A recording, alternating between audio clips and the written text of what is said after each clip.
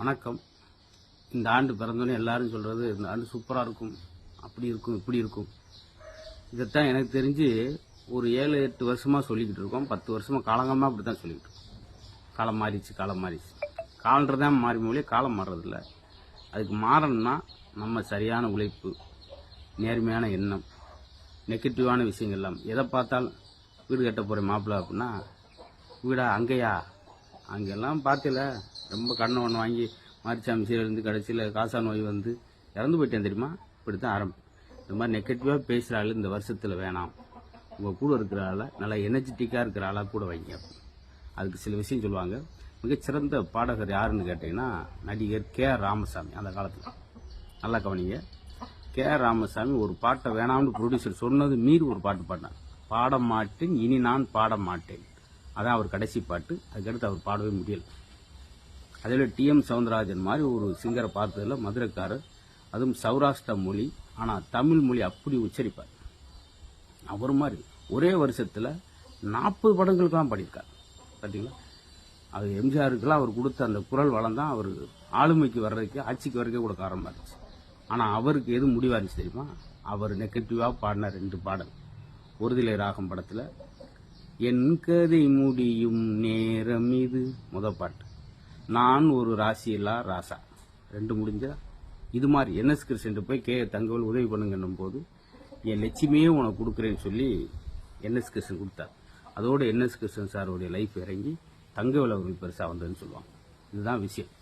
அதே போல் ஜானகி அம்மா அவர்கள் ஒரு பாட்டு ஒரு வரியை சேர்க்காதீங்க அப்படின்னு சொல்லி வைரமுத்து சார்ட்ட சொன்னாங்க.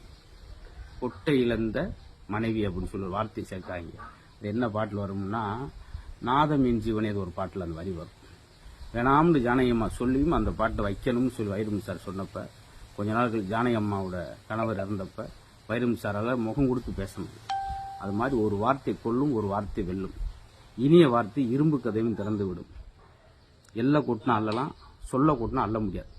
இவ்வளோ விஷயம் ஏன் காலங்காலமாக சொல்கிறாங்கன்னா முன்னோர்கள் அனுபவிச்சதுனால தான் அது சொல்லியிருக்காங்க. அதனால் சொல்கிறது, முடிந்தளவு இந்த ஆண்டு மாறிடும், சூப்பராக இருக்கும் அப்படிலாம் கிடையாது. உழைத்தால், நேர்மையாக இருந்தால், நன்மதிப்போடு இருந்தால், கேப்டன் அவர்கள் மாதிரி போராம்புற மாதிரி ஒரு இறப்பு இருந்தார். சாதாரண நடிகருங்க, அரசியல் அப்பதான் ஆரம்பித்தார். ஆனால் எவ்வளோ ஒரு பெருமைகள்னா அது அவர் சம்பாரிச்ச பேர் தான். பார்த்தீங்களா, இருக்க முடியுமா? அப்படி ஆளுமை ஒரு கூட்டத்தில் கூட இறங்கி பண்ணுறது. எம்ஜிஆர் அவர்கள், எம்.ஆர். ராதா அவர்கள் இவங்கெல்லாம் நடிகர் சங்கத்தில் இருந்தப்ப, சிவாஜி அவர்களாம் இருந்தப்போ கூட அடைக்க முடியாத கடனை ரஜினி சார், கமல் சார்லாம் மூவ் பண்ணுறது கஷ்டம். அவங்கள கஷ்டப்பட்டு இழுத்துட்டு போய் அத்தனை நடிகர்கள் மலேசியா, சிங்கப்பூரில் இறக்கி, இதுதான் ஆளுமை. குறைவான கல்வி அறிவோடு இருந்தால் கூட அத்தனை பேருக்கு அவர் என்ன கற்றுக் கொடுத்துட்டு போயிருக்காரு தெரியுமா? மனிதநேயத்தை கற்றுக் கொடுத்துருக்காரு, அன்பை கற்றுக் கொடுத்துருக்காரு, சகிப்புத்தன்மை. வடிவேலு ஒரு பேசிட்டாருன்னு சொல்லி பதிலுக்கு பேசாது. இதெல்லாம் அவர்கிட்ட நிறையா இன்றைய இளைஞர்களும் சினிமா நடிகர்களும் கற்றுக்கணும். அவர் மாதிரி வாழ்நாளும் வாழ தேவை. 2 வருஷம் கேப்டன் மாதிரி வாழ்ந்தாலே நம்மளுக்கு நல்ல பேர் கிடைக்கும், நல்ல மரியாதை கிடைக்கும். 2023 வெள்ளம், கசப்பான விஷயம், மக்கள் தவிப்பு, இதை விட பெரிய கொடூரம் நிறைவில் வாழும் எம்ஜிஆர் சொல்லக்கூடிய கேப்டன் அவர்கள் வாழ முடியாமல் போனது.